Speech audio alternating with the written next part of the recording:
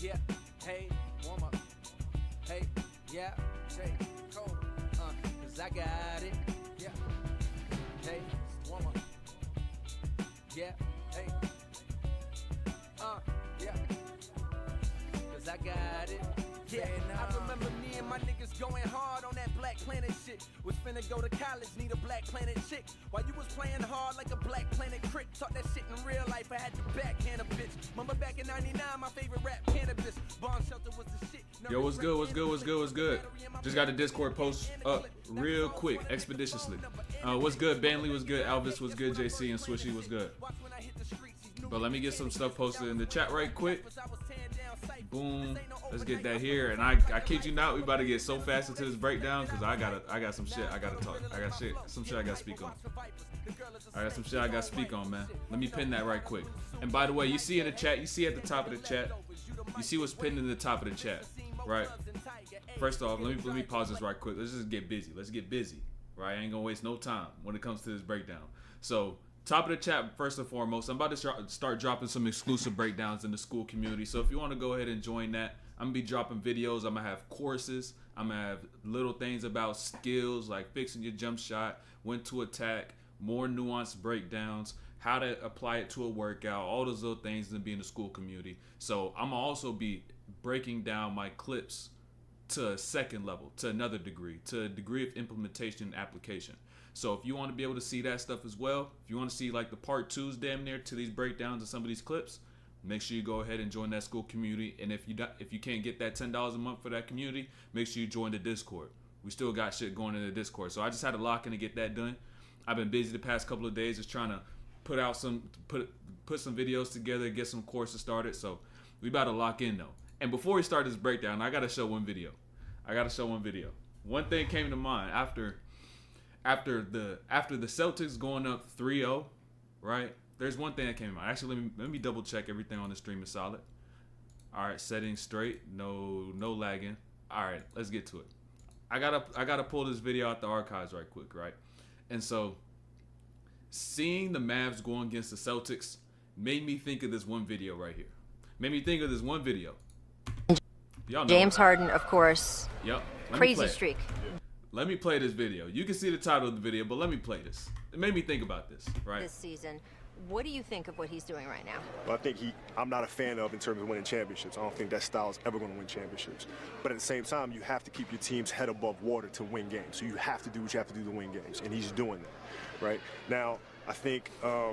So are you saying you don't think James Harden and the Rockets, as constructed, can win a title? Not with this style of play, it won't win, right? With one player dominating the ball. Now when you have Chris Paul come back and you have more movement to the offense, where you move guys around, where you're harder to find. And Chris Paul's back, but you mean more in the... Yeah, because listen, if you take one player, you put him at the top of the key, or you put him on the wing, and you're running screen rolls, you're always in front of the defense. Mm-hmm. The defense can key on that, particularly in the playoffs. And that's easy to defend. Yeah. It's easy to defend. Now, what he's doing is absolutely remarkable, though. And I think it's a testament to how remarkable it is because people are now trying to minimize what it is that he's doing. I mean, he's doing some phenomenal stuff. Made me think of that right there. Now, I know it's not quite exactly the same thing, but when you look at Luka, when you look at James Harden, in terms of the way they've been able to dominate, being the primary player, the number one option, it's damn near the same shit. It's just one player does it his way, James Harden did it his way. Now, when you look at the construction of the team, Harden had Chris Paul, Luka got Kyrie, and now when I look at the way, particularly when it comes down to the matchup against Boston, having Kyrie there makes it so much tougher for them to be able to do whatever it is that makes them great, which is playing in that one-on-one, forcing the rotations because of gravity.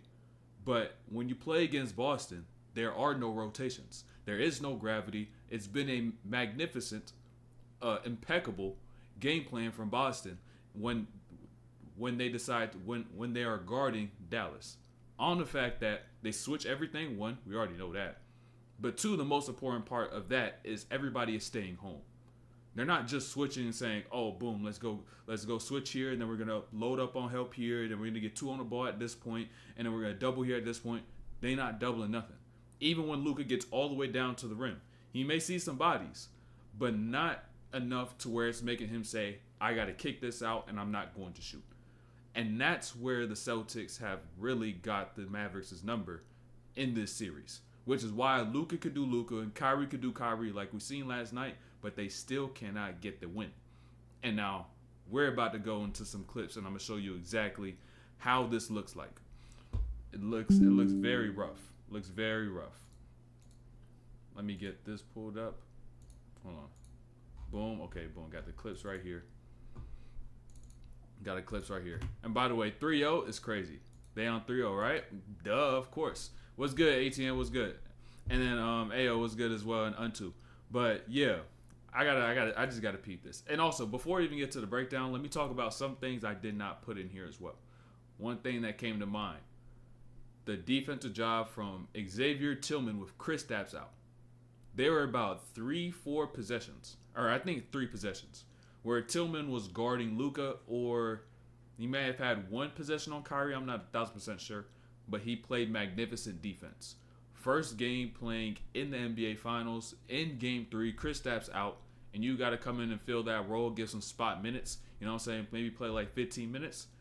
Tillman's defense was immaculate. He was locked in, particularly against Luka, and that's why defense boils down to styles and matchups. A lot of people don't realize that. Like, Xavier Tillman may not be able to guard a SGA. He may not be able to guard a whatever other elite scorer you want out there. Goddamn Joel Embiid. You know what I'm saying? Or if you want to go to the guard position of Steph, may not be able to guard them. But just by the way that Luka moves and the way he plays, Tillman and his style of movement and the way Luka uses his moves, he usually finds himself right back into the play just by how his reactions are, how his speed is, and the fact that he doesn't cover so much ground really helps him a lot because he doesn't get himself so far out the play and give up bad angles when it comes down to guarding Luka. That's one thing I noticed as well. Peyton Pritchard did also a great job of just playing Luka straight up.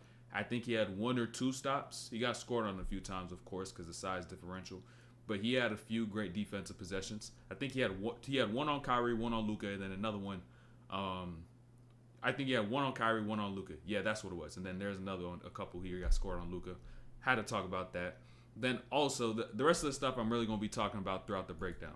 So, let me get some water right quick. What do you think about JT this series? Hey, I told y'all, if Tatum or Brown, and in last night's case, both of them, if either one of them, but last night they both did, if either one have went off, that's when they could actually win. And that's why they actually won. Even with Kristaps gone, 31 and 30, I ain't gonna lie. If you had to tell me right now, put in my finals MVP, I'm giving it to Tatum. Giving it to Tatum. No cap. Now you're like, okay, well, how about game 1 and game 2? Tatum only had 17. He had a borderline triple-double. Averaging like 17, 12, and 9. You know what I'm saying? Or like 17, 10, and 9 or some shit like that. Double-digit assists, 1 rebound away. Like, you damn near had a triple-double after that. Then you come in with this 30-piece. And the fact that he's the number 1 person that's to which they're taking away. When he has the ball, they load it up. When Jaylen Brown got the ball, they're not helping that much. Tatum is the focal point, but yet he's still even performing better when it comes down to the numbers. So just by him having all that gravity, you got my finals MVP vote casted. I think it's definitely going to come down to their last win. Whoever plays, like, if one of them plays way better than the other, or if it's like on the edge, I think Tatum will get it if it's neck and neck. But if Brown has a performance where it's like, yo, he took over, he's the reason they won this game 4, he's going to get it. Tatum has that, he's going to get it. But if it's neck and neck, I think Tatum's going to get that edge. We'll see, though. We'll see. I don't know how people have been feeling about Jaylen Brown because he got the last one, the conference finals, but we'll see. Great content, bro. Keep it up. Indeed, for sure. We'll do. Locked in through the whole summer. Even though the season is done, we locked in through the summer. I'm about to rewatch the finals, like old final series and shit like that. Old games, old players, all that. So, and by the way, I got to say this too about Kyrie. I know y'all must have seen my last stream. You must have seen my last video. Everything I say Kyrie should do for him to be able to go off, he did. Now, I'm not saying he watched the vid. I'm not saying he's seen anything. But I'm just saying two minds got to think alike. And the fact that What I said, his attack, his approach, him having just to go in these scenarios, don't play ISO and dribble so much. He had maybe 2 times where he did it, where he did get into some combos and then those resulted in a miss. But all the other times it was either I catch, one move and go, catch, no move and go, or quick little change of pace and go, or he was just getting buckets off of pick and rolls, right? Because he was now able to shift the angle of his primary defender. Now he could get a good angle, not need to use any moves. Because they just guard his moves well when he decides to use his dribble moves. And so all I said there, anybody was like, nah, you can't do that. What are you talking about? How could he? He can't be Allen Iverson. It's just it's mentally, it's the approach. You don't have to do exactly as he did, but you just got to have that same style of attack as to which AI had. And Kyrie did that, and he was cooking. So I got to say my 2 cents on that. He did exactly what I said before. He had 35. So if y'all not listening for real, you really got to start listening. Because even when I'm saying, when I damn near predicted what was going to happen and how he was going to adjust, and that shit worked as well. It takes a great mind to be able to understand how another one thinks. Best player in the league. Hold. You got to hold that, Eli. You can't say Tatum. Tatum is best player in the league. That's kind of crazy. Gang. JB is doing better on defense. Jaylen Brown's job defensively is, defense he is doing better than Tatum. You also got to take that into account as well. So if it's neck and neck, they may give it to Brown because defense, his on-ball defense, and then Tatum was low-key getting cooked by Luka. He was the more favorable matchup. But yeah, actually, if it's neck and neck, they may give it to Brown because of defense. But I just thought about defense as a whole, and I was thinking about what Drew Holiday was doing. Drew Holiday be going off the ball. This shit be crazy. That should be crazy. I was going to say it seemed like Kyrie Washington. Hey, bro, I don't know if he did. I don't know if he didn't. But all I can tell you is that he did the same shit I said. Kai got to score like how he did against the Magic when he dropped 60. It's not that easy, though. When he went against the Magic and had 60, you want to look at the Magic roster. I'm from Orlando. I'm a Magic fan. But with all due respect, we was not like that. 2 years ago, we was not like that. We was a lottery team. It's not that easy. R.I.P. Jerry West. Wait, Jerry West passed away? That shit just happened? I be trying to tell you, I don't be in tune with the news.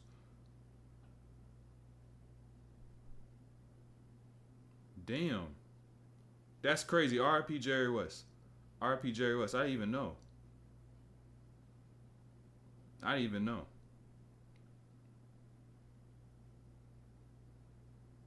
That's crazy. He passed yesterday, bro. I had no clue. I follow no news or media sources of basketball at all, damn near, bro. I follow like none. I kid you not. I follow none. Not House of Highlights, not Bleacher Report, not ESPN.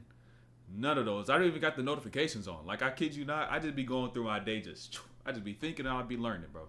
And if you see my Instagram story, like literally like yesterday, I spent 3 hours doing research on building upper body strength.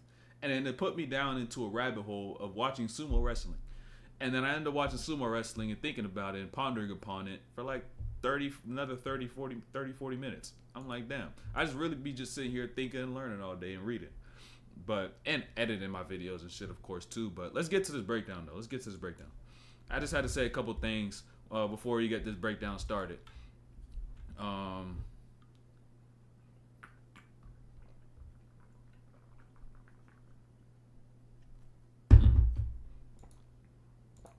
What you're trying to get at is that he ain't dribble a lot.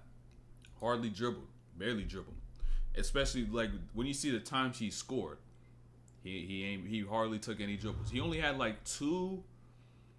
He had two moves. It was at the end of the second.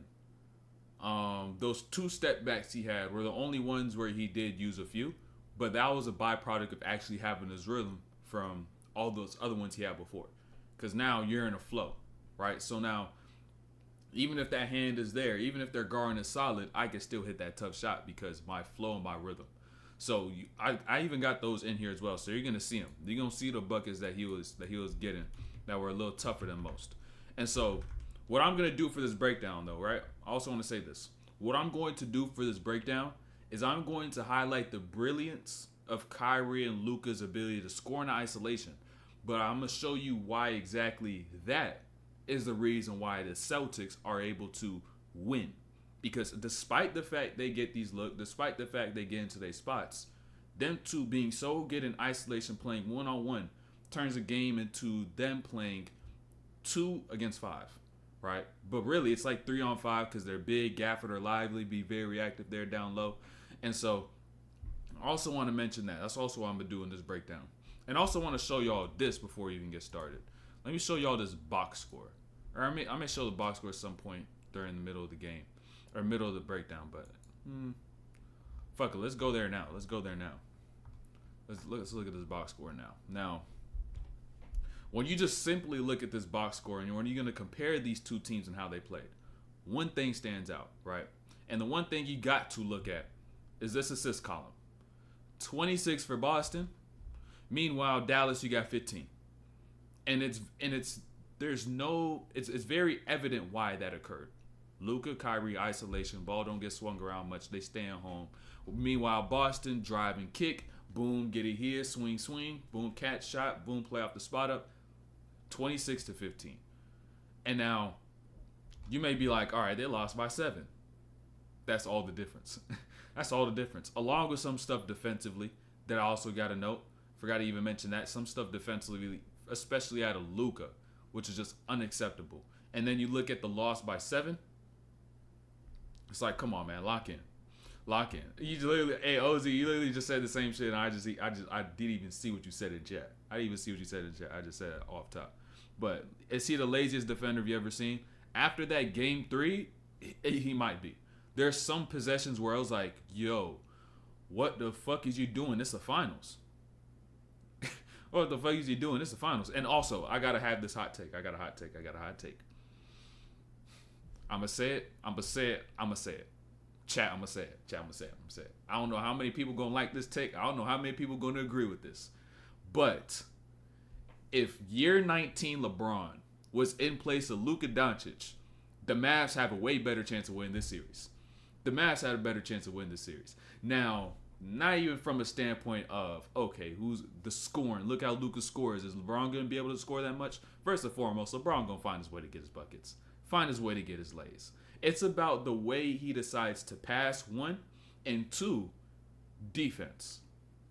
Defensively. What LeBron would be able to do in terms of knowing game plan, 1, and not giving up and not getting face cut in the NBA Finals. Little shit like that. Not falling on the floor, complaining, and boom, running back. Like, shit like that. When Bron is there in the playoffs and the finals and he's locked in, you're not seeing that shit to that extent. And he's not going to be getting picked on like Luka is.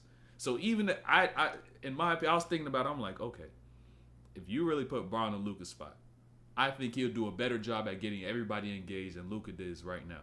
And even if you want to do a comparison of LeBron and Luka at their age respectively, if you even put 25-year-old Bron, don't even start that conversation. Hey, for anybody that thinks this Luka at 25 is better than Bron at 25, you put 25-year-old Bron in Luka's shoes right now with Kyrie Irving on the side. Oh my God. Bron was a different beast, man. Bron was a different beast. He was a different beast. But that's crazy. The door is that way. Hey, I had to say it. I had to really think of it. Because Bron, he's going to defend much better than Luka was. He ain't going to be doing that bullshit. But yeah, let's get to this breakdown, though. So, like I said, though, I'm going to highlight the brilliance of Luka and Kyrie, but show you exactly why that is going to be the death of them. So let's start off with this first play. And exactly like I said in my most recent video, my video prior to this one, this is how Kyrie's got to attack. When he decides to go, he's got to get his catches. He's got to scan the floor. Don't allow him to stack up and just get straight to his spots and get to his buckets. But that possession right there boiled down to timing. Pay attention to the timing of that rip through from Kyrie. Because once he gets up to the top of the key, catch here, Holiday, you see this gap. Now, Drew Holiday as a defender, he's going to want to close that up, get tighter to his body, and now just be a little more physical guarding Kyrie. But notice, Kyrie decides to rip through while Holiday is still stepping up to then get tighter to his body. So now Holiday is still going up, has to find his feet, has to replace his weight to his foot, and now he's just too slow. Kyrie goes there, gets that lay. But even understand, this is the most important part of it all. Because Kyrie ends up getting a blow by, right? Kyrie blows by, no help. Them playing no help, as crazy as it sounds, is why they're winning, because now you're making the game a 2-on-5. 2 players on your team are able to score, and all the players that are outside of y'all, the way they score is by the defense getting the rotation, ball getting swung around, and boom, boom, they end up finding their spots and getting good looks. But there's no rotation. So now it's Kyrie and Luka against the Boston Celtics, who play 5 out and get that ball moving around the horn. So the isolation and them playing no help is the death of the Dallas Mavericks. So, but just continue to notice that as we go on as well. Another lay right here from Kyrie. Just peep the lay once again. And now let's go down to Luka as well. Both sides. I'm going to highlight both. Right? Because now, in this situation, I want to talk about angles. Because you see Luka gets his drive, strong side corner. Of course, he's not going to help. Easy lay. No bottom, no weak side help. None. But pay attention to his angles. Right? This could put things into context for a lot of y'all when it comes to driving. Right? So, understand. Whenever you drive the ball, you're not always going to blow past somebody. Most times it's going to be something like this. And this is also why you got to get functionally strong. Watch Luka. This entire time he's about to enter this drive, he's going to have the same exact angle on Drew Holiday all the way down to the rim. But now it just boils down his ability to then create a little space with the contact that is there. And then also as he goes up, go through that contact so then he could get his leg, right? So don't always think, oh, I got to find a way to get this quick first step, blow by, boom, and then I'll be at the rim easy. Most times you're going to have contact. And so you got to prepare yourself for that physically. And then also on the court, you got to prepare in terms of your skill. So make sure you get functionally strong. And so now, another possession out here by Luka. And this is just manipulation of angles. Manipulation of angles here on this play. And this angle, this view provides the best look. So understand, right? This is how Luka Doncic manipulates angles. Lively decides to cut through from his right side. And so now what great scorers usually do, they go and attack that cut because now it's leaving space. But notice Derek White. He now steps over just because he can understand, all right, I could dig if he decides to rip right and follow that cut. But watch what Luka does, right? Watch what Luka does. With Tatum now here, this cut occurs. He attacks that top foot, makes him drop that foot back. And now when he decides to go the other way, watch his right foot. Make sure he gets that outside of his frame. And so now when Tatum decides to recover, you open up this entire lane. And now Luka is able to get through this elbow, not have to worry about that corner. And now Lively is also cleared out, and he just gets a layup, right? Manipulation of angles. And the whole time, everybody is staying home. It's literally Kyrie and Luka against the entire Boston Celtics.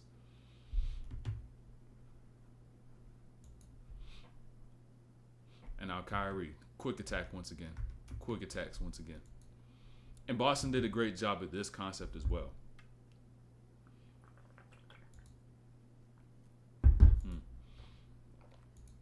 Yo, what's good, Evan? What's good?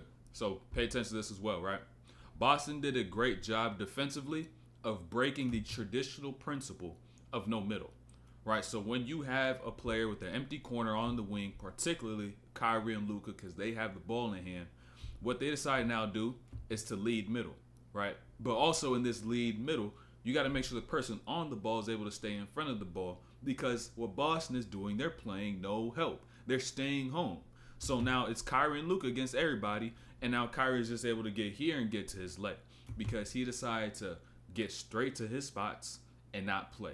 And also this play boils down to timing as well, because you've seen him get the switch. He didn't attack immediately. He allowed this weak side to then allow Lively on this weak side to then get down to that baseline. And now Kyrie decides to go and attack once this middle is opened up, and he just comes through with that right and gets that leg. Another opportunity, no help. Got the toughest cities. I mean, this is some basic stuff, you know what I'm saying? Some basic H&M joint. Should the Mavs do the same with staying home? You could essentially. Now, but they don't have the arsenal. They don't have the personnel like Boston does to trust people in staying home. Because if you stay home on like a Kyrie Irving every possession or Luka every possession, Tatum or Brown are gonna go off. And it's not like you're switching and then, oh shit, I got Derek White. Oh shit, I got Drew Holiday. Oh shit, I got Jaylen Brown. Oh shit, I got Jason Tatum. Oh shit, I got Al Horford, which seems to be the weak link, right? Probably the weak link, but he was going to even hold his own.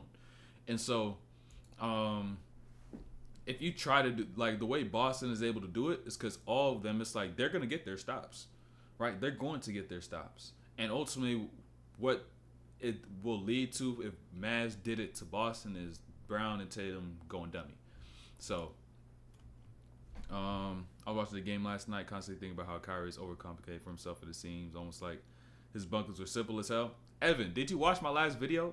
You got to go watch my last video. If you did not see my last video, you don't got to watch the VOD. Just go watch the video, right? A little condensed version of the VOD. But if you ain't see that, I already said that shit, that's how he's got to attack, right? I already said that's how he's got to attack. Everything was just simplified. He understood it. He understood it. So whether that was him, yeah, exactly. So whether that was him going back and seeing the same thing I saw, and then we both came to the same conclusion, he applied that same shit, or he'd end up saying, oh, fuck it, let me click this video. I think the other time this shit happened was with Jalen Green. When Jalen Green started to go dummy in the middle of the season, I had like 2 videos I did on the back-to-back. And then before you know it, he made those same adjustments, and he started going off, averaging like 25, 26. And I was like, I'm not going to say too much, but you know what I'm saying? He told me to watch your video. I'm telling you, it's going to be one of these years. Someone's going to be like, yo, I deadass watched your video. Like someone in the league. Because I already got regular hoopers who will be like, yo, I watched your video. I did what you said and this shit worked. Right? I've already got a ton of people who done already said that. But it's going to be someone in the league that's going to be like, fuck it. Let me just click this video I see. Pat D-O-R. Who's that? Like, let me. Pat Dor. If you may just see it off rip. So, like, they're going to be like, let me click this video. They're going to click it. They're going to be like, oh, shit. Actually making sense. And then before you know it, they're going to do it and be like, oh, shit. And I'm probably come back and tell y'all. So, now, though, let's get back to this, though. Tatum, Brown, Luka, cooking Tatum. Luka's cooking Tatum. That's kind of crazy, though. But Tatum did get a couple good possessions, but just people a little later on. That's a little later on. So, notice this here, too. Now, playing in isolation, Luka's best thing, manipulation of angles like we've seen before. So, now watch what he does on this. The same thing he did on that right side, he's going to do it on this left side.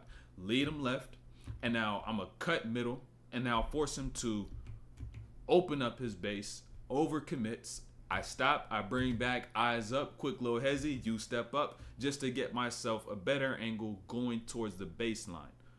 And now once I get here, no help at all, cut back middle, low contact, float.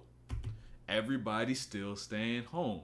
So the thing about this is that the ball doesn't even get to touch Josh Green's hands, Jaden Hardy's hands, Tim Hardaway Jr.'s hands, Kleber's hands. Whoever it is on that outside, they don't even get to touch the rock, right? So what usually just happens, come up, set this screen, boom, you roll out, I'm going to go and attack. They stay home. They don't even touch the ball. So they're practically out the game completely. And if we look at the box score as well, let's look at the box score. Let me show this as well, right? Because I didn't even mention this the first time. You have 35 from Kyrie, 27 from Luka, who did end up fouling out, 11 from Lively, and 6 from Gafford. Now, if you think about the players who are most active within actions, so then they could just simply be mentally engaged within the plays consistently, it's really only 4 people.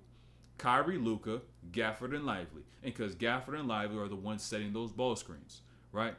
And so now, if you just combine the point totals from these 4 players, that's 79 points right there alone, right? 79 out of their 99 points.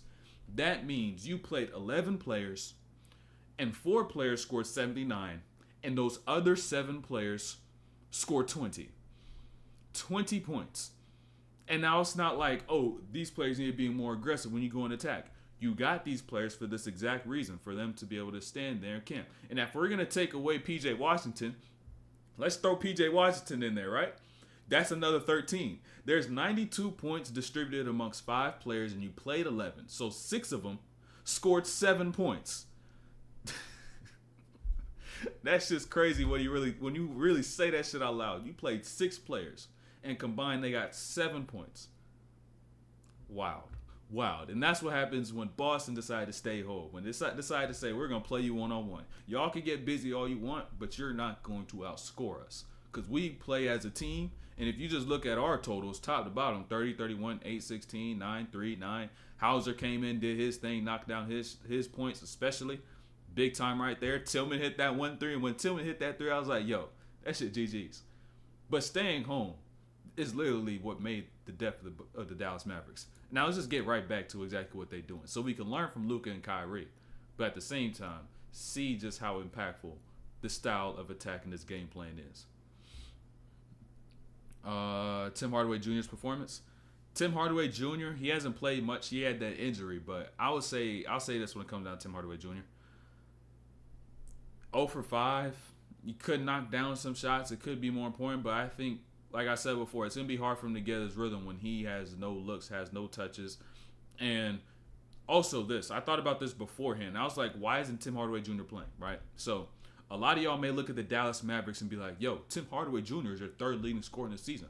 Why isn't he playing against the Boston Celtics, right? Well, first and foremost, he had the injury, so he was on the bench. They caught a rhythm, he caught some steam. They just kept him there because they were winning games. They didn't want to break their rhythm. But 2, against the series with Boston, remember, what does Boston do? Switch everything. So where Tim Hardaway Jr. is his best is coming from off the ball, getting his pin downs, getting these off-ball screens, moving around. But if you're switching all those screens off the ball, he's neutralized. He can't do anything because he needs that separation. He needs that space created from that screen for him to be able to get to a shot or for him just to be able to get into his bag, right? So if they're switching everything, he can't do anything. He can't really do anything. He's not going to attack when they make that switch. So the best thing you could maybe do is try to get Horford in a couple of them or get some early offense when the defense is set so you could catch them off guard and they don't really know their game plan. They're not honed in and locked in. But ultimately, where he's most effective, if they switch, it just takes his game away. It just takes his whole game away. So, what else did I miss? You think that Dallas is going to win? Hey, Magic, I had to rock with my boy Kyrie, man. Yesterday I was sitting there, I was like, bro, I got a bad feeling about this game. But I was like, fuck it. I'm not going to vocalize nothing. I ain't going to say nothing. I still got to rock with my boy Kyrie because Kyrie is my favorite player, man. Kyrie, my favorite player. Fuck it. Mavs in 7. you know how them Lakers fans be delusional? I don't know if I got any Lakers fans in the chat, but you know how y'all be delusional and shit? You know what I'm saying? Like, oh, damn, we got Denver this year. You ain't got Denver nowhere near. You better hope you duck them every single year going forward. But, yeah, little shit like that. You just got to be delusional sometimes, just a little bit. Just a little bit, man. Just a little bit. Can't vocalize it, though. I had to stand on my word. Fuck it. Mavs in 7. Mavs in 7. Ball sticking could work during the regular season. Yep. Hey, next level. I don't know if you're here to start the stream, but you see what I pulled up? You seen what I pulled up before? How to pull up this Kobe clip. And up in terms of winning champ. I pulled up this Kobe clip. Started stream. How to show this Kobe clip. Because it literally is just popped right into my brain the second I seen this game. Why there's such microwave players? Or hold on, let me go back before. Although the role players have no rhythm, can't score because they ain't got psychological rhythm. Joe Mazzulla, genius. Exactly. I mean, even just the psychologically, physically, like you don't even touch the ball. Like you're not touching the ball. You're literally running, doing cardio. Like I don't think you realize like if you tracked like the movement of like a Josh Green or Derek Jones or whoever there is like playing off the ball in the game, and they're not touching the ball, that shit just looks like a chaotic cardio session. That's what that shit looks like. Because they're not touching the ball. Mazzulla's staying home on everything. That shit turned into a chaotic cardio session. They just running, stopping, running, stopping, run, stop. Oh, I got to set this screen because I got the big on me. Oh, run, screen, run back to the corner, stop. That shit is chaotic cardio. If you literally just track the line of all their movement, bro, I'm like, you probably running like miles, right? You probably ran a couple miles. And all you're doing is, you're not even touching the basketball, man. I'm not even touching the ball. And it's no disrespect to the player, right? Nothing had to do with them. It's just the way they play, right? It's the way they play. It's what they get paid for. And got to the finals. You know what I'm saying? At least you got that far. But at this point, just you got to reassess things and find better spots and better ways to attack. So, early streams, let's go. Indeed. Early streams. But you said, why are there such microwave players? Being a microwave is a mental thing. I realize that. Being microwave is mental, because if you take any of that inconsistent shit to me and you ask me, why is that shit a thing? Why does it even occur? I'm going to automatically debunk all that shit, because I know everything is mental. And then it could all be overcame. It don't matter who it is. It just boils down to the game that you play within here. And so being a microwave player, being someone who's streaky, being someone who, oh, I need to touch the ball for me to get my rhythm. I think that is a myth in itself. Why? Because the way you train, right? I'm going to go down this little rabbit hole right quick, right? If you think that, oh, it's like, okay, they don't touch the ball, so when I get the ball and I get this shot, I need more shots. I need like 3 shots out of my belt so I can, you know what I'm saying, be here. If you train like a Mike Miller, right? I'm pretty sure it was Mike Miller. What he did is that he would go work out, run for 3-4 minutes, and then shoot 1 shot, and then go run again for another 3 minutes. If you train that way, you'll be prepared for exactly what you're gonna get. But people don't train that way. They train in shooting in high volume. They'll take 1,000 shots in a workout and know how to adjust between shots 501 and 502. But when you got to adjust between shots 1 and 2, that's a completely different story. That's a completely different story. You ain't got no attempts under your belt. You ain't got no shots you didn't take. But hey, Pan Durko, appreciate that sub. But I think it's just a matter of your preparation. If you prepare yourself properly, you'll be prepared for these situations where you don't touch the ball for a course of minutes. Or if you could do little shit like this where it's a dead ball or the ball just came out the rim. All right, boom, dead ball. Let me grab it right quick. Let me see how the ball feeling right quick. Let me get my couple dribbles. Just remember how the ball feel like, right? End of a quarter. All right, let me see that ball right quick. You know what I'm saying? Just get a feel for the ball just so you could even remember it mentally, right? But mentally, you at least got to stay prepared. And there's little shit like that you could do, but nobody does it, right? Nobody does it. Nobody prepares that way. Nobody thinks in that capacity. And so it just boils down to a lack of thinking. Just a lack of thinking. So, I'm salty about the Warriors. Hey, at the end of the season, y'all was like, yo, we on a little streak right now. Draymond coming back. Draymond ain't get suspended. They still ain't even make it. Still salty after the T-Wolves. That's wild. But if you look at the stats, the Mavs generate a lot of momentum from alley-oops, but they also haven't got any oops. The series also goes back to the switching. I'm pretty sure that was just a thing that's, I feel as though is frequently known, which is why I didn't even really want to mention it too much. I try not to just bring a bunch of shit as to what you already know. I'm always trying to bring stuff that y'all really haven't heard prior to.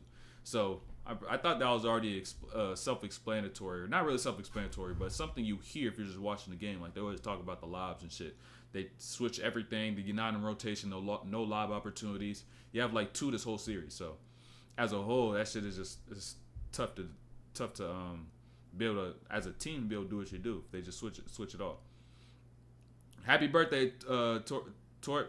Happy birthday. Turn 16. Hopefully you at least got a workout in on your birthday. Boss got a whole roster doing cardio. That shit crazy. You mean Dallas? Boston, at least they swing the ball around the horn and shit. Dallas is a different story. How do you repair mentally so you could adjust faster? So, adjustment, like in terms of like, in the course of a game, something's not working, I got to do this different thing. Are we talking that type of adjustment? Or are you talking like these type of players? Because I kind of already explained that. Explained that sense of it, that side of it. But if you're talking about like, all right, how could I get better at realizing the new shit that they're doing and changing the show on the fly? That's just thinking again. Once again, that's just thinking. Knowing the game, knowing how different variables and counterparts work, and how you could attack all these different looks and coverages.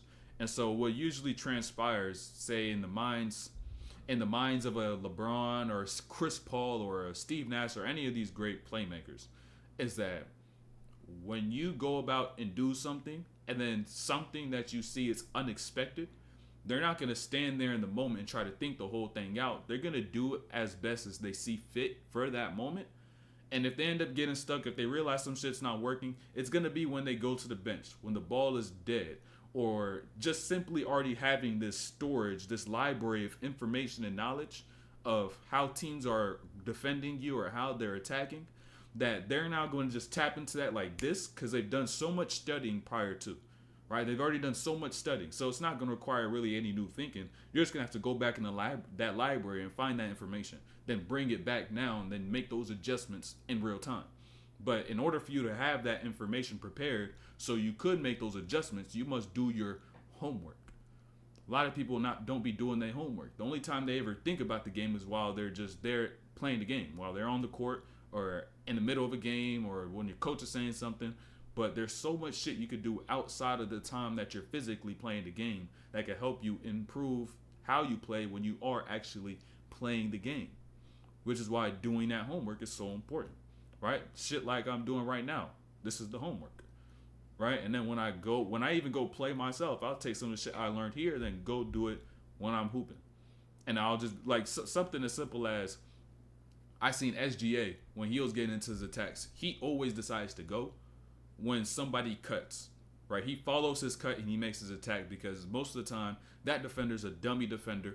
And so they're just going to follow through with that cut, and now you're going to have a double gap. Right, someone's going to be 2 passes away. You're going to have a completely open lane. And now you have so much more space to get into what you want. You can round out your ankle, get to the drive, and get to the rim. You could get into your mid-range. You could utilize a step back because you have space in that mid-range. You could cut back the other way if you create big enough of a gap if someone overcommits. Like, there's so much shit as to what you could do when you just have space. Which is why space is the one thing you always got to look for.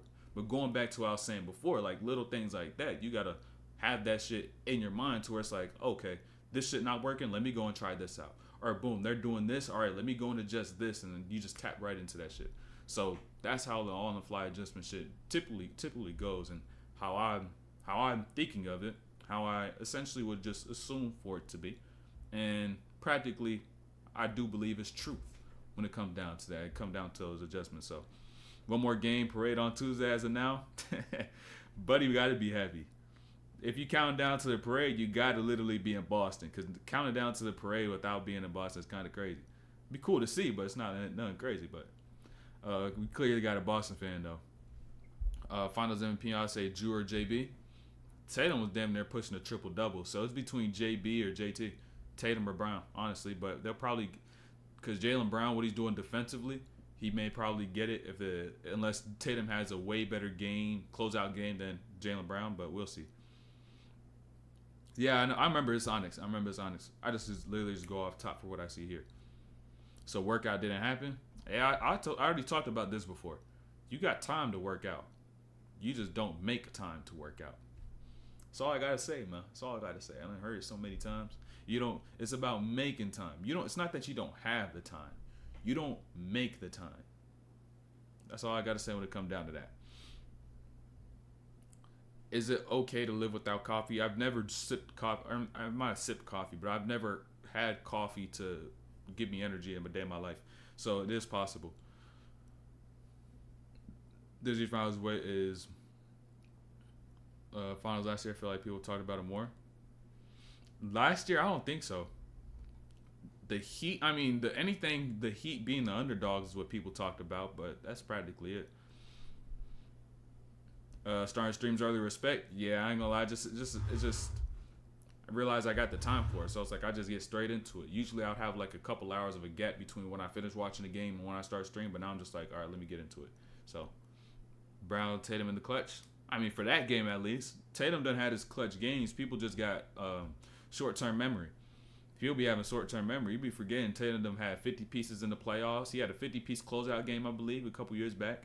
Like, he done got some games, and that's why he gets loaded up on every single time he gets a rock. So, like when you realize the way you get in buckets isn't working and you know you need to adjust, let's adapt, so you change your approach and it still don't work, do you keep changing the approach? Essentially, it boils down to making the right change of approach. So it's not about, oh, I'm just going to try this out just because it's something different. You got to try out, you got to do something that's in alignment for what the defense is giving up, because they're always going to give something up. You just got to identify what it is and how to get there and how to be able to lead yourself there according to how you play. So whatever it is that you got to do, go ahead and do it. Sometimes it is going to be an experiment where it's like, all right, fuck it, let me try this ball screen with this player and see how I like this matchup. Or I see how I like going against this defender. Like, there's so many things as to which you could do in that moment, but I would first start with, what are they giving up, right? What are they taking away? What do I not have? Because the second that you know what you don't have, you'll realize what you do have. All you got to do is look the opposite direction. So if they're taking away my shot, oh shit, I could maybe be able to get to them if I got the speed. They're taking away my shot and I don't have the speed. All right, if they're playing high, let me get a screen, let me get a drop, so then I could be able to shift this angle and then attack this player who may switch, or I could just attack the drop straight on. And that's why you got to diversify the ways you're able to score. So like, it also boils down to that how your game is like as well. So mentally, when you're getting shut down, find a way to hit that fucking switch back on. I mean, there's not really times, at least when I think of me hooping, building the skill I have now with what I do now, like the skill set I have now is different from what I had in high school by like way different. Like, it's a 180. But there's not a time where I'm like, yo, I'm shut down, I ain't got nothing. If I did, like, the points as to which I did have that, like when I was in high school, like I couldn't get shit. It was just, I got to get in the gym and get better. Right? I got to get in the gym and get better. And there's probably still going to be those points where I do go hoop and it's like, yo, you got to get better. And I'll go back in the gym and work on exactly the things I struggle with and then get better.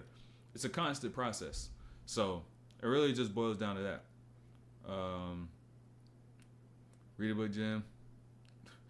Just wondering, sorry, locked down, like getting clamped up, locked up type shit.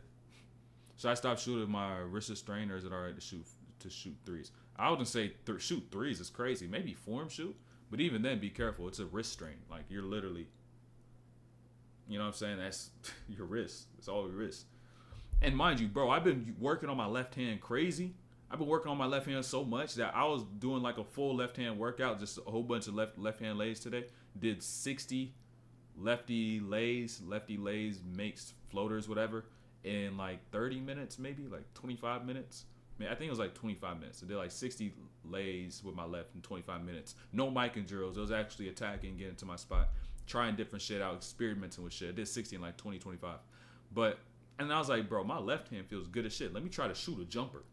I shot and I'm like, yo, the control of my left hand has gotten so much better. I'm gonna make a video in school about that. I'll make a video in school about like developing an offhand and like the type of shit I do that helps me a lot with that. So see what options they're taking away, then find ways to give back my options. See what they're taking away and take what they're giving. And if you're not able to do what they're giving, then you got to have a different style of approach. That's why even the way I've developed my game is not to be reliant upon dribbling.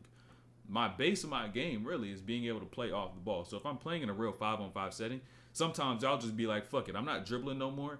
Boom, you hold it, and I'll tell somebody to set me a pin down or set me some screen off the ball, and I'll begin cutting. I'll begin setting screens and slipping. Like, I'll just do different shit. There's not just one way you should attack everything, and you don't always have to be a primary ball handler when it comes down to a lot of shit. So, any chance? There's a good chance they could win Game 4. Honestly, you know, Boston relaxes for a second, and then boom, before you know it, they could steal one, and then they go back home like, yo, let's lock the fuck in. And then they're locked the fuck in, and then they win the series game, finish in 5. But yeah, we'll see though. You know, the delusional Kyrie fan to me is still saying Mavs in 7. Mavs in 7.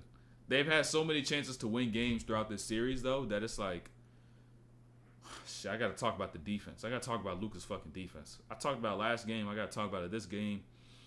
I also got to talk about the fact that Luka did foul out with 3 minutes left, and they're down 3. So, shit, who knows?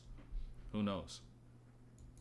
Yeah, I did. It's at the top of the chat, Magic. It's at the top of the chat. I already have a course on there that's partially completed. Or I have like 3 videos. I have 4 videos in there. 2 of them are published. And then I'm going to have a 5th one about to be posted today. And then I'm going to have 3 more videos posted by the end of the week. I'm popping out videos on there. I don't think y'all realize. Like, hold on, let me show y'all. Let me show y'all how the school community looks like. Let me show y'all. I literally just started it. I got some courses, got some classroom shit going. But literally, you're going to see this. Like, you're going to see concepts like this, right? And all this stuff. You're going to see, like, not just this one time. You're going to see this for shooting, dribbling, finishing, pick and rolls, handoffs, isolation, anything, name it. Vertical jump workouts, functional strength, my notes and my notebooks and shit. Like, you're going to see this times 10, right? You're going to see shit like this times 10. And I already got some videos in here that are already published. So if y'all want to go ahead and join, make sure y'all go ahead and join up. Top of the chat. Right there in the top of the chat. So it's going to be a whole bunch of that. And I'm going to update y'all on what type of videos are going to be in there too. But that one, that set right there is about how to fix your own jump shot. Here, a lot of people always ask me, what do I need to do with my shot? I gave y'all a 5-step process to be able to fix your shot. I also, told y'all, gave y'all explanations, gave y'all reasons why you missed a shot left, why you missed a shot right, why you missed short, why you missed long, all those little things and what it also leads to. And then I may even be adding more like little perks in there as well, so we'll see. But make sure y'all go ahead and join up if y'all want more gems. And by the way, all the clips you see me post, Instagram, YouTube shorts, even some of the stuff I have on here, I'm literally making full, like, I could kid you, like an 8-10 minute video on one clip, so I could be able to show y'all how y'all, or be able to tell y'all how y'all must apply certain skills in the game, what to look for, what reads to make, all those little things, right? So make sure that if y'all want that second part to that, like I have a whole series on how to get blow-bys about to get posted this weekend. Like what to do, like little things that you could do as an offensive player to then be able to get blow-bys and get these attacks. Or how to be able to play off the ball in a pick and roll on the weak side. Or like how to just play off the ball in general in different scenarios. So make sure y'all go ahead and join up. Make sure y'all go ahead and join. And we about to get this breakdown right started again.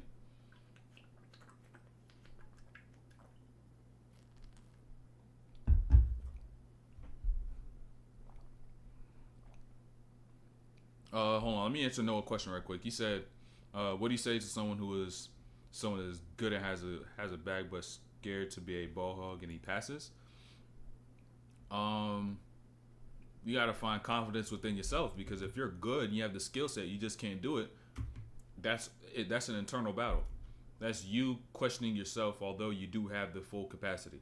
So now let me talk about this as well. I'm surprised we ain't see more of this throughout the series.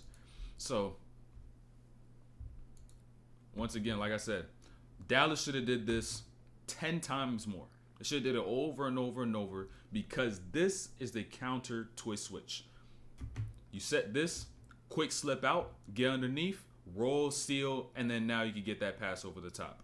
They should have done that and spammed it so much, and then done so to the point as to which the defense just has to constantly begin to think, we have to get sharper on our switches. We are on our switches, because understand this. I'm gonna take this to another level. If this player here, if they don't drop back early enough, they will get sealed on this slip, right? If the big does a great job, they will get sealed. And so at this point in time, Jaylen Brown will have to drop early. Tatum will now have to step up early. And now ultimately that could work in your advantage, because you could have a gap going to the left side. You could be able to attack a Tatum who's playing higher up than he would even like to as a defender. Or Tatum may end up still switching back. And Luka could have the shot right there behind all of that. So this slip out, they should do this a lot more. A lot more. It's a counter to a switch, especially if teams are just falling asleep. Transition, drag screen, slip, roll, seal, hand. They got to pinch in from that weak side. Now you can play out a rotation. Because understand, Tillman sees this and is like, oh shit, I got to get there. Now if he's there early, because he realized this person on the top side, I'm telling you, that's how you get yourself into attacking against an actual rotation. And if they did that, they could have actually won some games thus far. But I'm going to talk about that more a little later on. But even now, you just see the engagement rate when it comes down to these actions. It's the same thing over, same players over. So now, I want you to look at the defensive side of this, right? Look, understand. Watch what Tatum's going to do. This is one of the few really good plays he's had on Luka. So, understand. when you're guarding an elite shot maker like Luka is, the best way to contest is not by trying to get a hand up and get a hand to hand. It's by doing this. Watch Tatum, right? Luka decides to get into these dribble moves, and now Tatum realizes, oh shit, he playing a little too much. He probably just trying to get into a shot. Notice what he does.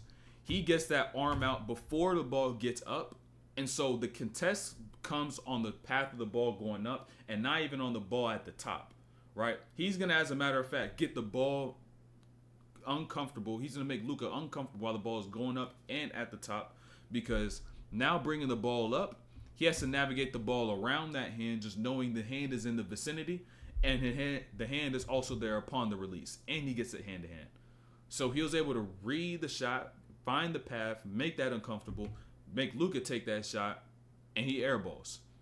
That's the best contest. Making just someone feel uncomfortable taking a shot, bringing the ball up, going into it, kills the rhythm and fluidity of the ball, and it's a contest in itself. He could even pulled his hand back from the top, and I guarantee you Luka would have felt uncomfortable just because of the way he had to bring it up and navigate it. And now this right here, this play got layers. This play got layers. So pay attention. Let me get some water right quick.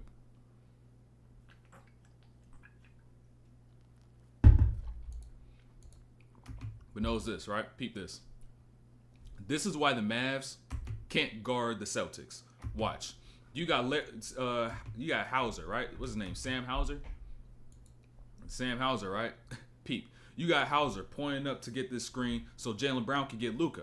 But Gafford steps up and is now going to take Drew Holiday and make the switch on to Jaylen Brown. Or no switch with Jaylen Brown. Pay attention. Watch this next part, though. Watch this next part.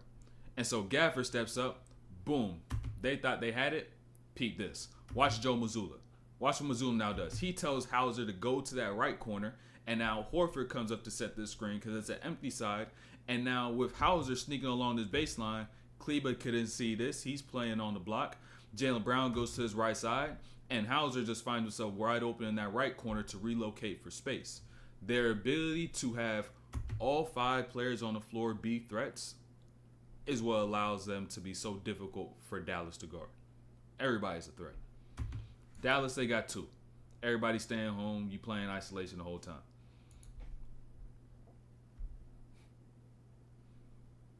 And out here as well. This play low-key tough as well. Is that a 3? He called for a 3? Hold on. He called for a 3-second. Tatum left right on that. I just peeped that shit. I was like, wait, is he calling for a 3? And then Tatum just hopped out. He literally was waiting for it. So peep this, right? You got Luka on Hauser, right? Once again, isolation basketball. And so when Exum makes his cut, Tatum not going to be dumb. He's understanding that he's going to play isolation, and I'm just going to follow the cut through and leave you space because you're not trying to pass the ball anyways, right? So Tatum stays inside the paint. Luka's like, yo, he's camping in the paint. Looks at the ref, Tatum leaves. Once Tatum leaves, Luka attacks, so now I just see Horford there, and despite the fact I could kick to PJ Washington, you got 3 over here on this side. You got these 2 ready to rotate. Kleba and Exum, they're going to trust to shoot the rock. And so Doncic's going to keep that shit for himself and get into his shot. And just by him deciding to keep those shots for himself, that goes a long way because you're not engaging the people that are on the floor with you. And by not having that engagement, by trying to do everything within those 2 players, Kyrie and Luka, particularly Luka, because he's the number one. Should be the playmaker, right? Kyrie, you just got to do Kyrie. He scores, right? Luka not passing those up are the type of passes that Twitch Braun would make in the finals and the playoffs, just because he understands they got to touch the ball. They got to see something. They got to do something. And so anytime as to which they give it up, like say Braun would have it, he gave it up, teammates know, oh, we got to let that shit loose. We got to let that shit fire because that's what he's giving us the ball for. He don't want to give it up just to get it right back. And so Luka's got to have that same trust and instill that same confidence when he does give the rock up and just allow that level of freedom to occur.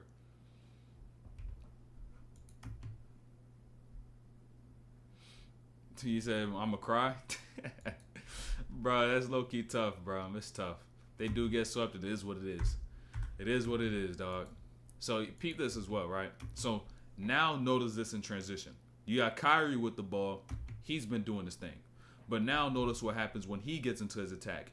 He goes, stops for a second, Holiday there on the plug for a split second. Now just understand this concept, right? Even the reason Drew Holiday could help in on that, could dig on that from that wing, is because even if Luka does get the ball, he's not going to catch and shoot it and knock it down. He's going to catch and get into whatever he's going to do. And so he could play a little more help from this wing. But Kyrie, with the bag that Kyrie got, keeping things simple, change of pace, ball pickup high over the top to that left hand, that really doesn't matter. And that's why Kyrie's been attacking. Simple, quick, fast, and that's why he had 35. But the same exact reason is why the Boston Celtics are able to guard them magnificently. Barely any help. Everybody staying home.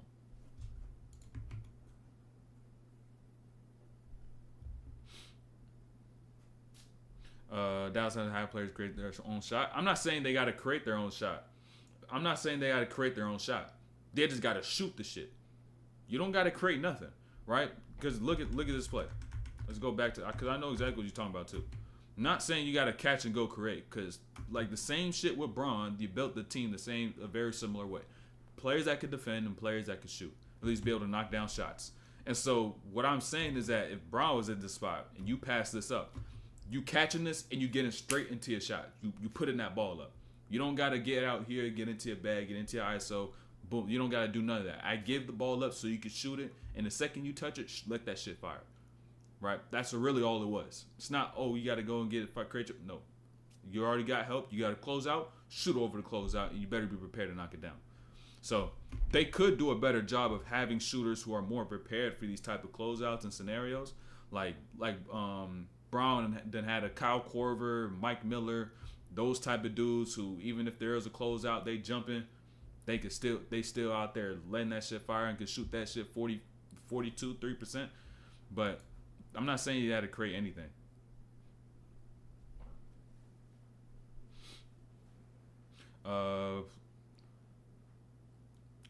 LeBron hasn't played elite defensive teams like Boston and East.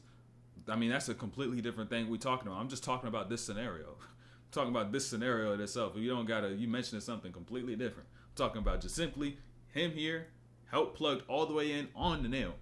I'm swinging this here. You better let that shit fire quick. And just so you can be able to get a feel and see if you have your rhythm for this game. Just to be able to see that. He has to go through the same growing pains. They've been there and lost at their time now. Celtics, that is, yeah. Celtics chip has been brewing for a long time, and now people can stop talking about, oh, they not good, they can't win a chip, oh, this and that. Yo, what's good, Brenton? What's good? Guys outside Luka and Kyrie have no flow in the offense. Exactly, they staying home. There's no one for Luka to pass to when teams don't double. I mean, they don't got to double. I'm talking situations like this. You already said you just said the same thing. They just can't create their own shot. I know they can't create their own shot. I'm just saying. You see Horford, he's on the nail. It's a borderline double team. Swing, bucket, shot. You know what I'm saying? Swing, bucket, shoot that shit. You don't gotta create nothing. It's already created. That's what you don't realize. A shot is already created. You just gotta get the ball and let that shit fire. That's all you gotta do. And the Bonnier. Appreciate that gift. Appreciate that donation. Appreciate that donation. But Lively and Gafford can't create their own shot either. We all know this.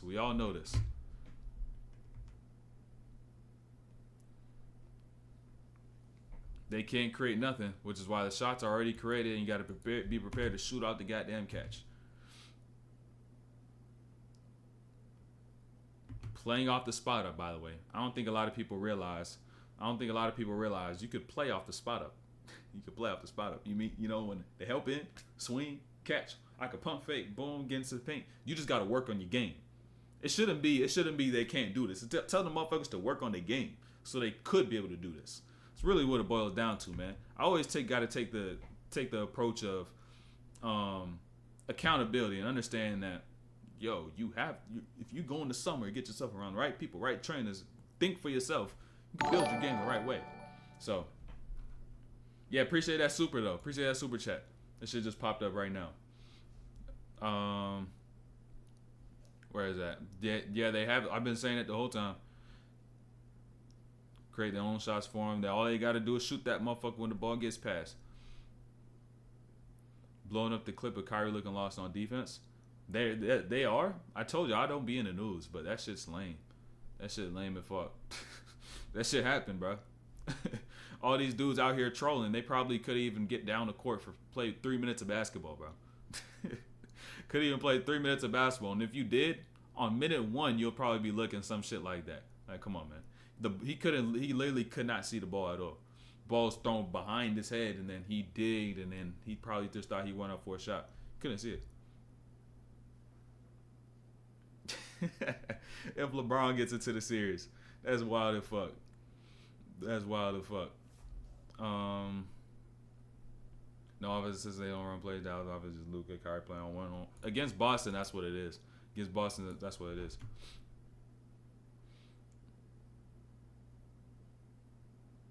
That's a tough bucket too. Like I said, we're gonna learn from these dudes.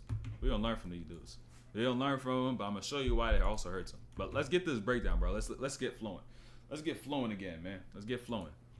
Pay attention. By the way, if y'all have not joined the school community, make sure you join at top of the chat, top of the description, and also join the Discord. Also there as well. Same spots. You're gonna see both of them right next to each other. But now let's get to Kyrie though. So depending on who's matched up against Kyrie, also is going to determine what type of bag he could tap into, right? And so with Kyrie having Peyton Pritchard on him, he can now tap into this style of bag, his triple threat bag, because the triple threat really won't work if you can't get that shot up right there alone, right? But with Peyton Pritchard on him, he can now utilize this jab step, you drop back a foot, and now your whole body leaning, throw off your whole center of gravity. I can now get into this shot because you're about 6'1", and I have the height and I have the lift on my shot to get into that. And so now, once again, isolation, one-on-one, staying home, it's the death of them.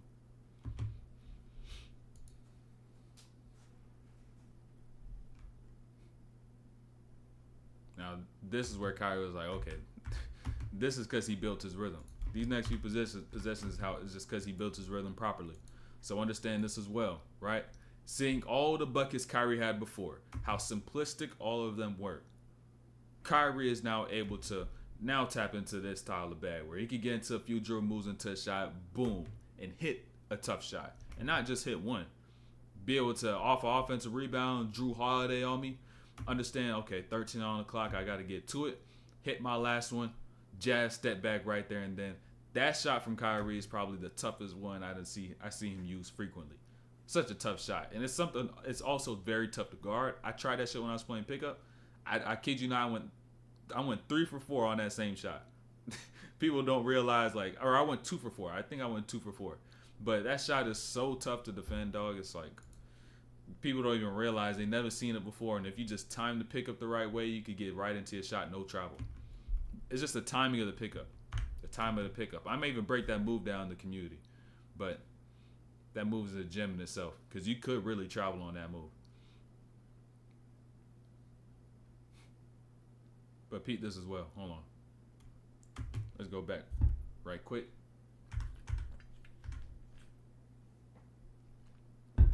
On this play, I want y'all to notice one thing, right?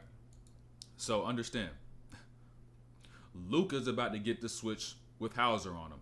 Jaylen Brown off of him.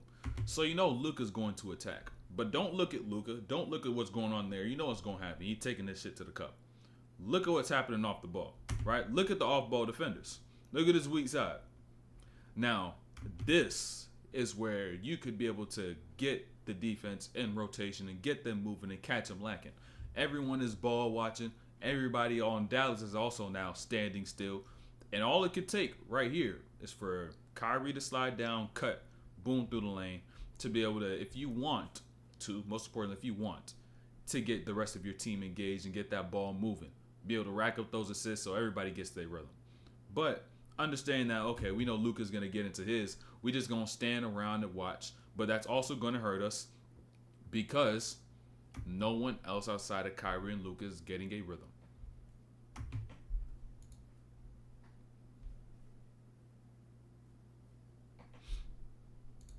Now here too. This is off a timeout. I want to mention this play. It was off a timeout. So with Kyrie having damn near 20 at this point, off a timeout, Jaylen Brown now matched up on Kyrie for this possession, right? Tatum already matched up on Luka. And so now with Jaylen Brown already here, him doing the job that he does with these defenders, he ends up getting Holiday now. You got it. You do what you do. Now Josh Green, finally he does something that's actually meaningful instead of camping corner. But doesn't change the fact that setting a screen does not give anybody rhythm. Does not give anybody their rhythm, bro. Now, you could change the way you build your rhythm by training for it, but he don't train for it. But this is something you could even train for. Watch what Luka does on his dribble pull-up. When Luka gets Horford off this screen, watch his left arm.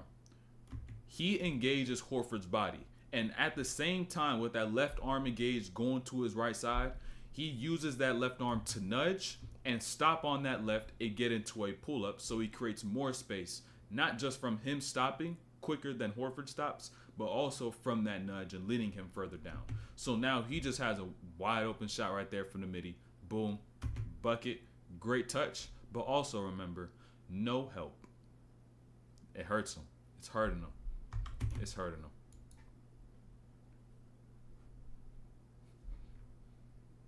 Now here, I want to talk about this. Boston defensively right quick as well. I want to talk about this possession. This is low-key just being smart, right? This is being smart. This is how Boston as a team outsmarted Dallas. So Luka's got Derek White on this left side, right? Posting them up. And what Boston does is they're going to show some help, but they're always going to get back. And now Luka finally decides to kick the ball to P.J. Washington. But notice what happened right next to P.J. Washington. Tim Hardaway Jr. cuts through.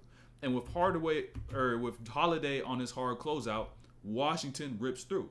But what Horford does guarding Tim Hardaway Jr., understanding that mid-cut he is no threat, he's just going to stand here and plug up the lane, and now Washington doesn't know what to do. And he turns the ball over, and they end up getting a turnover. And now, just right off that alone, not being a dummy defender when someone is going to cut, advanced thing right there. You see so many teams when they go against a shade, particularly, they follow that cut every time. Boston, they know fool. They know fool. They not getting fooled by that cut, and that's something you can get fooled by as well. People are no threat mid-cut, so you can be able to clog up some of those lanes. And now here too, this is another problem. This is another problem. When you look at the personnel for Dallas, it's like, okay, they were able to get to the finals with what they had. But with what Boston has, they're not prepared for what they have. Because notice, Luka goes attacks right, Derrick Jones Jr. in that strong side corner. Jaylen Brown is able to go from the block to the three-point line and discourage Derrick Jones Jr. from shooting because he simply just doesn't shoot quick enough. He's not that great of a shooter. And even when he gets off the line, he don't got no spot-up game. He not even going to come here and think, I got to go float. So what does Kyrie got to do? Because Drew Holiday was like, oh, you're not going to go and score this? I got to pinch in. He's got to actually go close out because he didn't realize he ain't want to score shit. So Kyrie go ahead and does his float because he's really working on his game. He knows how to actually play out the spot up. It's some shit they could add. Just players just don't add it.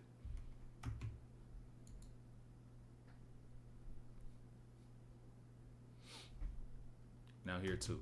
Let's talk about this right quick. Let's talk about this. Now, understand.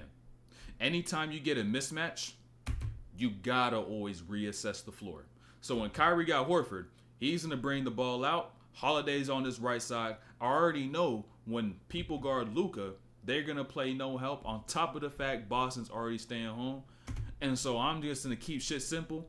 Hard drive to this left. I know they faking on that dig. I get into that midi and I get my bucket. Gotta reassess the floor every single time you get a matchup that's in your favor. Gotta see how it's spaced. Gotta know the principles, how they're guarding. Get into your attacks. I kid you not, I was watching that play in real time and I was like, yo, I know he's going. I know he's going. Hold on, let me see some of this stuff y'all saying. Ball down with players. Kawhi's a ball down player. He played in the system in San Antonio and Toronto with a lot of off-ball movement. I mean, it's also the style as to which Kawhi scores. Kawhi scores from the mid-range triple threat. He'll catch in that area, get to his jabs, and get straight to his spots. But also the type of parts he had around him. Like, you didn't just put a bunch of like 3-and-D players around Kawhi. Like, he ain't have just that. Those players who are actually versatile, who had their own ways to create their own shots and be crafty in whatever way they could do. So it wasn't, they don't have the same as that personnel around them. So the entire team is built different.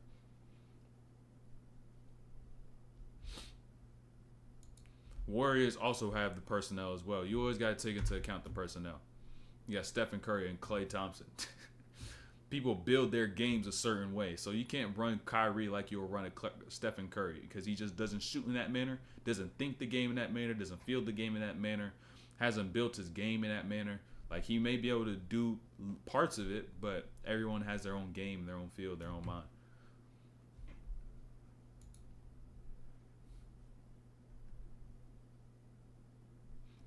And out here too. Let me speed this up. Oh shit. Hold on, let me speed this up right quick. Now understand, if the Mavs did this more, they could have won. Now Kyrie got Drew Holiday at the top. You get a high ball screen, you got 2 on the ball. Now the ball gets to Josh Green, it's a 4-on-3. And now notice how many people touch the ball. Kyrie had it, Green had it, Hardaway, Kleba, Gafford touches, gets back to Kyrie, and now Kyrie gets into his shot. But the reason they lost, they had no ball movement. The ball touched 2 hands the whole possession, if not 1. And that's how all the possessions ended. So all the rest of those players lost their rhythm, which is why 6 out of the 6 players in that game only scored a combined 7 points. Right? 6 out of the 11 players who played in that game only scored 7 points. That's why. No rotation, weren't able to get 2 on the ball, weren't able to create advantages, disadvantages for the defense, and then be able to capitalize. They don't got it. But now pay attention. We gonna jump some time ahead right here too. Jump time ahead. So pay attention. Now, you down 21. And this is something that's towards they should have done out the gate. Because at this point, Luka's like, fuck it, I'll just try anything. I'll give the ball up early, advance pass, whatever. Do something. We're down 21. Should have done this the whole time, because notice what happens. PJ Washington gets it, like, fuck it, I'm going to take this shit. We down 21. Bucket, down 18. Now, also, notice what ends up occurring. We play in transition once again. By getting the ball down quick, by getting our stops, Luka is able to attack, and he's able to break the Celtics' principle of everybody staying home. You got 2 on the ball once again. And now what can Luka do? Utilize his passing ability, hook that to Josh Green on that left side, and he's able to get that 3 and get that bucket. As you see, goddamn your Rays over here going crazy. But you should have known damn well they ain't making no comeback. They just don't got the pieces. And even despite more plays like this, playing down here in transition, you got Derek White, you attack strong side corner, and you know you should never help strong side corner. You're supposed to stay home. Since they don't stay home once again, you down here in transition, kick out again to PJ Washington. He gets a corner 3, knock that down. They're down 6. They're down 6. But understand, right? Now it's a 3-point game. Game begin to get interesting. And Boston got out of their own game like we just seen defensively. So notice what you're trying to actually attack at this point. You get a switch with PJ Washington from Kyrie Irving, Jaylen Brown. Why? Why? This is just not a smart attack to have. Notice. This is just not a smart attack to do, right? This is not a smart thing to do. You have Kyrie already. You get a handoff. You get PJ Washington. And now just as a result of that, you got all this hesitation in the mid-range, and you end up, guess what? Turn the ball over. You attack the wrong person.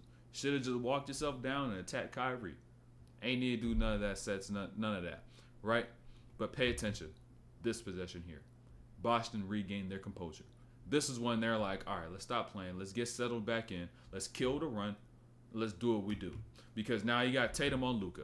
Luka goes left, cut him off. Goes back right, staying in front, body him up. Everybody staying home. Horford on the weak side. Derek White, strong side corner. Jaylen Brown, Derek Lively over here. And so now what happens? You end up realizing Luka Doncic got no left hand. Oh, damn, you got no left? You need a fade into a right? I really thought about it. I was like, when the hell we be seeing Luka Doncic use his left hand? Kind of crazy. I'm like, damn, he be doing all this shit with his right. Loki kind of wild. But this is where things begin to shift. This is why they began to lock in. They actually began to attack the right players. You got Brown with Lively. I attack the rim, pull Luka Doncic in, And guess what ends up happening as a result? Lively leaves here. Jaylen Brown got Luka. And if you just know this matchup throughout this series, you already know what happens every time this matchup happens. Jaylen Brown's attacking. Boom, right there, foul on Luka. They should have challenged that one because that one was Luka's fifth. They decided to challenge his sixth. Wasn't a smart thing to do. You'll see that in a second. But continue to see how they attack going forward. They finally got their composure once again. And this is what really has brought them to be at a championship level, as to which they're on the cusp of becoming, right? Or being champions. They're on the cusp of becoming. They're around the level. They got to actually do it to be there, though. So, Jaylen Brown off this screen, handoff, Jrue Holiday. Watch what Holiday does, though. Yeah, come on. I got Luka. You go attack this. I screen again that way. You get into the paint, pull in Lively, kick out to Horford. Great shot developed. High quality look. Just a miss, right? But defensively, we get another stop. And we continuously attack Luka Doncic once again. Because him having 5 fouls, you're now playing in transition. Boom, I make my go. Guess what that is? Your sixth. That's your 6th foul, gang. 6th foul, gang. You out the game. And it's GG's practically at that point. Despite anything that did get close, you just ain't have enough. Ain't have enough. So now I want to talk about a couple things with Kyrie before we even get to defensive stuff I'm going to say later on.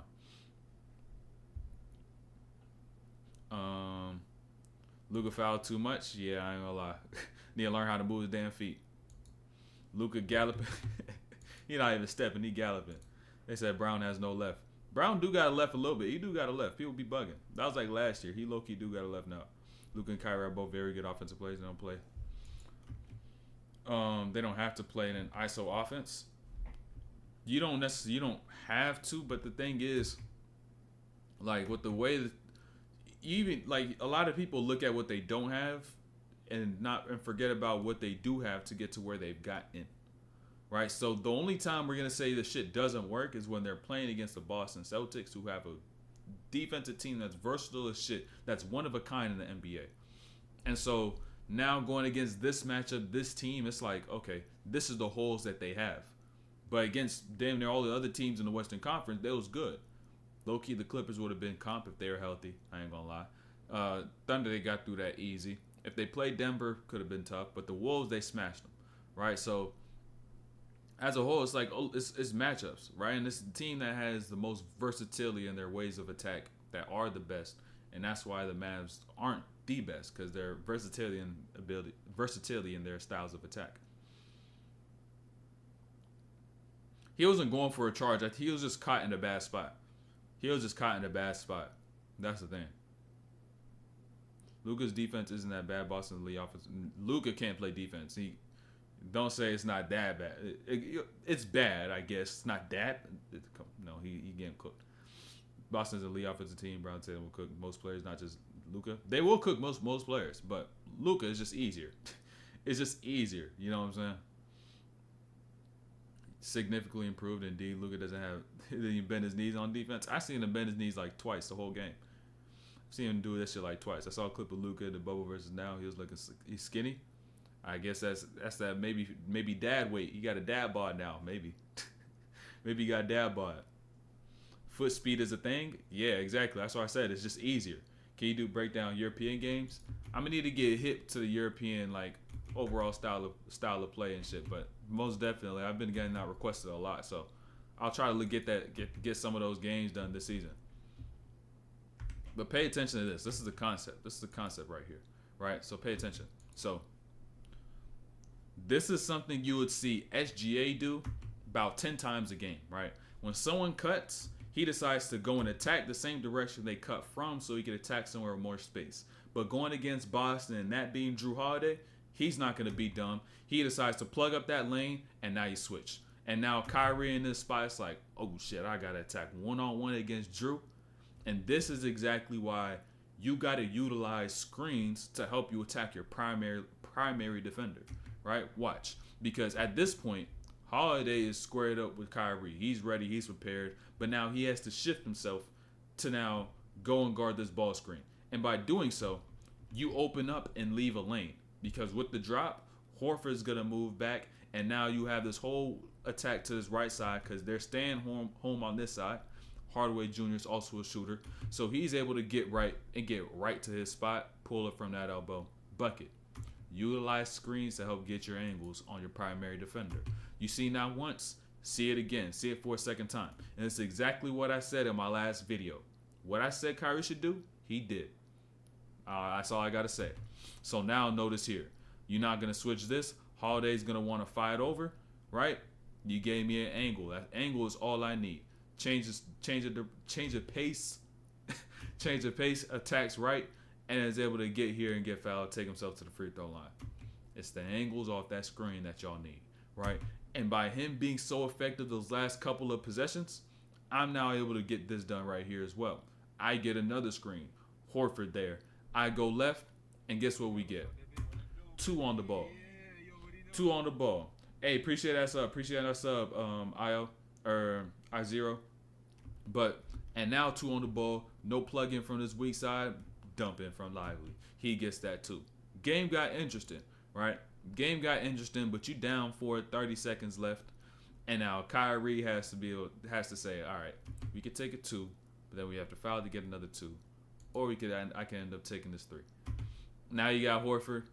Quick go. Try to get it out in some space. Ball in line. Missed that shit short. A tough ass shot to hit. Especially y'all don't realize the distance those shots are for NBA players. That's a tough shot. Now that's 3-0. And that's GG's. And now Celtics staying home on everything. That shit is tough to defend. But we're not done with this breakdown because we're about to talk about some defense. We're about to talk about some defense as a matter of fact. I got to talk about Luka defense, man. You got to talk about Luka defense. That's a bad take. Dallas defended well all year with Luka. You're saying that Luka is not a bad defender is a bad take? If that's a bad take, then all your takes is probably dog water.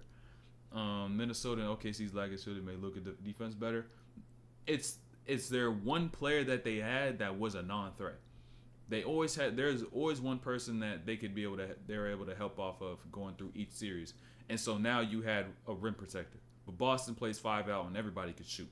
So now if somebody does decide to help in at the rim, that shit's getting swung around and someone's going to get a 3. If someone who can knock down threes is going to get a 3.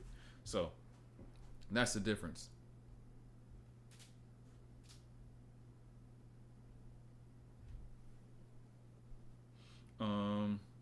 Okay, shoes weren't hitting in the playoffs. They were getting left open.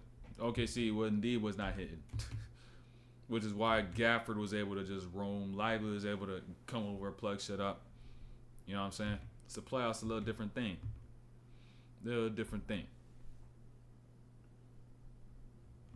But now let's talk about Luka. I got 2 plays on Luka.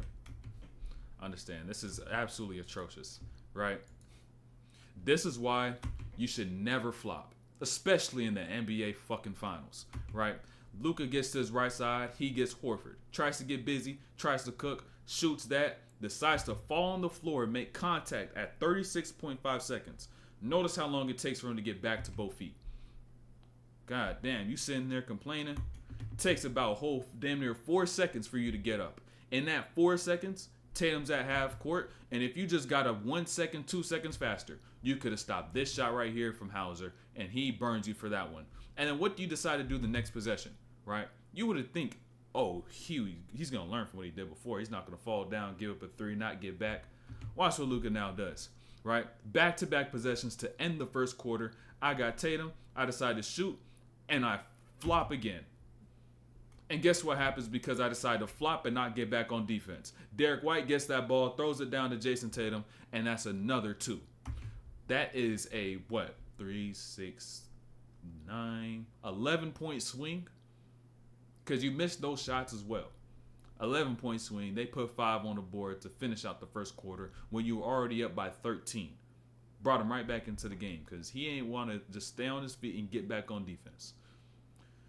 That's why you don't flop, man. That's why you don't flop. And this is absolutely unacceptable.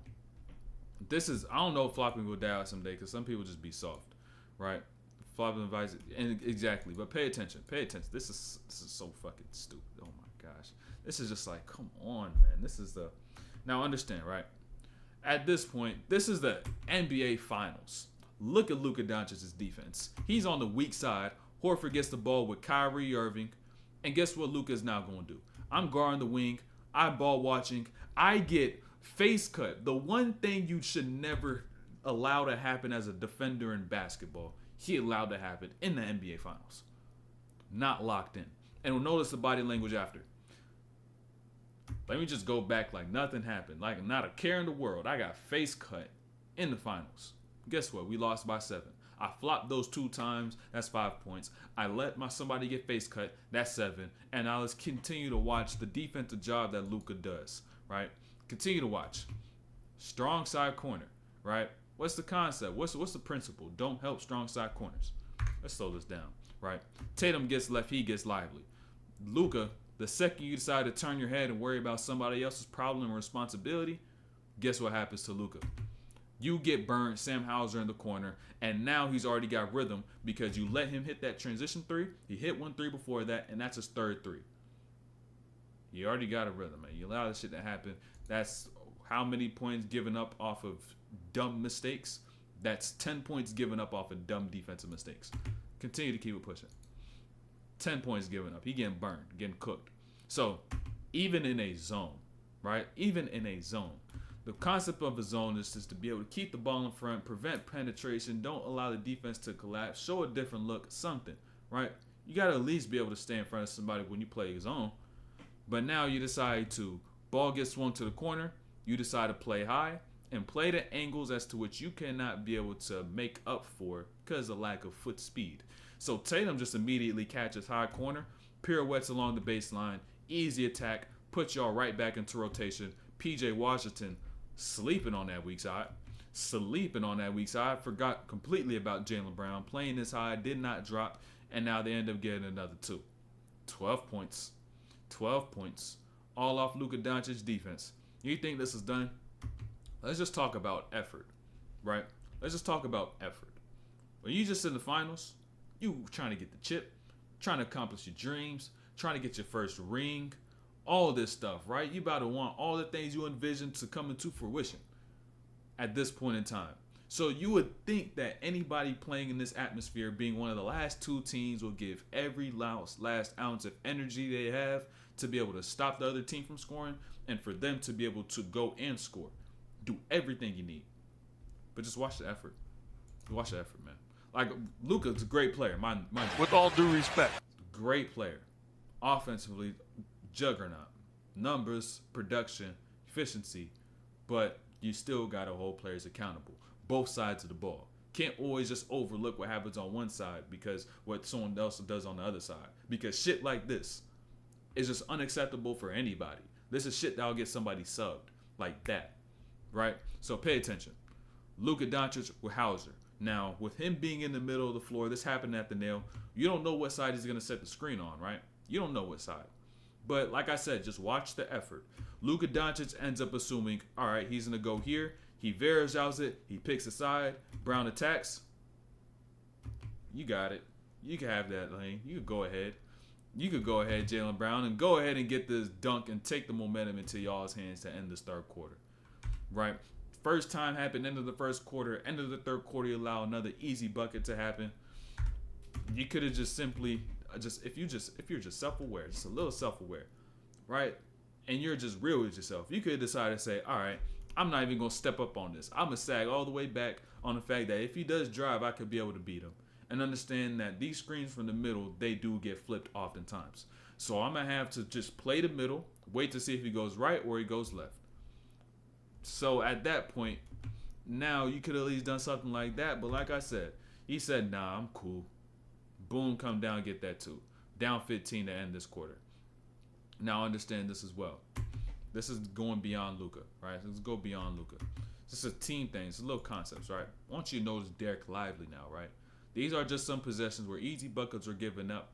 And this is another effort possession. Notice. You got Lively, weak side, point out. All right, you get high. And so Lively's now going to step over. And this is where their lineup of having bigs protecting the rim does hurt them because Boston could play 5 out and everybody could shoot. And so with Tatum here, Hardaway Jr. there, guess what happens? Tatum's playing here. You got one person over here, so you're automatically at a disadvantage. You swing that to Derek White and watch Derek Lively's effort. Gallop, jog, jump. And of course you end up getting burned. Of course you end up getting burned. Now just really ask yourself right quick. Really ask yourself, is this the most effort and energy Derek Lively could get in this situation? He's had great minutes, by the way. He's done great, right? But these little plays, right? Accountability. Understand, you can make all these call-outs, but you got to make sure you fulfill your own responsibilities first and foremost. So pay attention. Ask yourself, is this the hardest he could go to make this closeout? Come on, man. Got to go harder than that. Got to be harder than that. Come on. Got to lock in. Got to lock in. And now I want to talk about Drew Holiday, because Drew Holiday and what he does on defense, he blows shit up, right? He blowing a lot of plays up by doing little things like this. Pay attention, right? So let's go from the start. So you know that he's matched up against Gafford. And understanding that he's matched up against Gafford, he's just reading where all the help is stacked up, where his teammates are stacked up, and where he should plug, right? And so you got Tillman, you got Pritchard on this one side, so he stays here on this opposite side because he got White here and Tatum here. And so he goes here, ball gets swung here, he gets back to the paint. But notice what ends up occurring. He now ends up going to go and help, and by just simply standing in the way, this just throws P.J. Washington off mentally. It makes him say, oh shit, I don't want to get a charge, right? I don't want to get a charge. I can't jump too far. And he gets here, no contact, no call, breaks that. They get a stop. He blows it up, right? But pay attention to this possession. This possession here, right? Understand. This is what makes Drew Holiday an elite defender. Watch what he does. He's guarding Luka, and now he ends up switching on to Derrick Jones Jr. Now, if we just know personnel, two completely different matchups, right? And so what this allows Drew Holiday to now do when Luka has the ball and has a big man is that he could do this right here. Instead of having to worry about, oh, damn, I got to stay attached to Derrick Jones because that's my man. He's going to decide to roam, give and go. I blow that up. Boom, get that out the play. Yo, appreciate that sub, Battle. Appreciate that sub. He blows that up. And now the ball goes out to Kyrie once again. Watch what Drew Holiday now does after blowing up that last play. Peep. He now goes left. Kyrie goes left. I plug that up. Kyrie's changed his direction. I follow Kyrie. And the whole time, Kyrie knows he's still there. He knows he's still there. Out his peripheral, he knows he's getting tracked. Especially with that sidestep, and he misses another one. He be blowing up plays. And that's why you keep Holiday off the ball. And you keep Jaylen Brown on the ball with Luka. And you keep, whatchamacallit? You can keep him off the ball so he could blow all that shit up. Derek White could be on Kyrie. Tatum could be on Kyrie, whatever it might be. But when Holiday's off the ball, he does that shit very frequently and does that at a high level. So, sets a bad precedent for the rest of the team on defense. You got to lead by example, man. You got to lead by example. It's crazy. Are people really ridiculing Kyrie for that one play? If that's the case, people are so stupid. People are so dumb. They're so dumb. They begging him to shoot. It's just like, because the thing is, it's like they give him room to, but he shoots too slow. He shoots way too slow. So, yeah, that's the thing, though. But that's the breakdown. That's the breakdown. We about to slide out. We going to peep Game 4 on Monday, the next stream. But for now, make sure y'all go ahead and join up in the school community. Make sure y'all go ahead and join up. I'm about to go post about 2-3 more videos as soon as this stream ends. So make sure y'all go ahead and join so get the exclusive breakdowns, the extended clip breakdowns, the shooting, dribbling, finishing, all these other breakdowns. You know what I'm saying? Classroom really about to start getting filled up. I'm going to show y'all the next stream. You're going to see about 6 different courses in there already. So make sure y'all stay locked in. Make sure y'all join the school. Make sure y'all join the Discord as well, because both those links is there. Make sure you sacrifice your present self and invest into your future self. And do everything you need to do to get to where you're here to be. So discipline or regret. You choose.